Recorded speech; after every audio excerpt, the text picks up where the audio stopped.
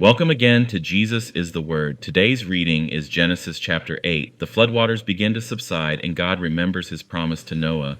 Let this chapter be a reminder of God's faithfulness in the storm.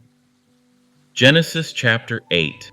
Then God remembered Noah and every living thing, and all the animals that were with him in the ark. And God made a wind to pass over the earth, and the waters subsided. The fountains of the deep and the windows of heaven were also stopped, and the rain from heaven was restrained, and the waters receded continually from the earth. At the end of the 150 days the waters decreased.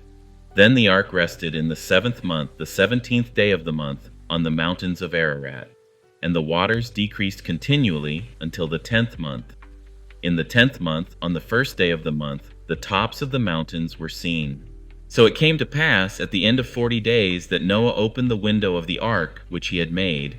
Then he sent out a raven, which kept going to and fro until the waters had dried up from the earth. He also sent out from himself a dove to see if the waters had receded from the face of the ground. But the dove found no resting place for the sole of her foot, and she returned into the ark to him, for the waters were on the face of the whole earth. So he put out his hand and took her and drew her into the ark to himself. And he waited yet another 7 days, and again he sent the dove out from the ark. Then the dove came to him in the evening, and behold, a freshly plucked olive leaf was in her mouth.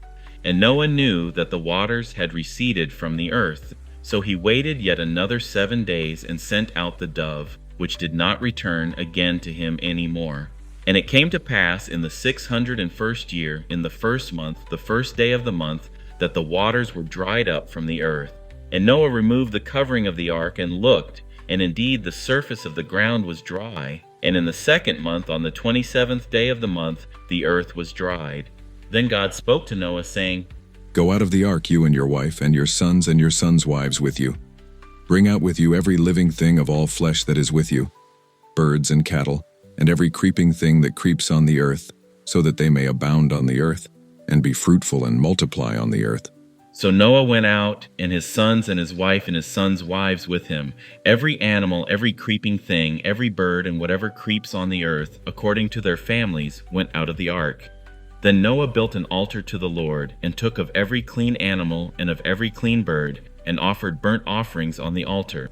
And the Lord smelled a soothing aroma. Then the Lord said in his heart, I will never again curse the ground for man's sake, although the imagination of man's heart is evil from his youth. Nor will I again destroy every living thing as I have done, while the earth remains, seed time and harvest, cold and heat, winter and summer, and day and night shall not cease.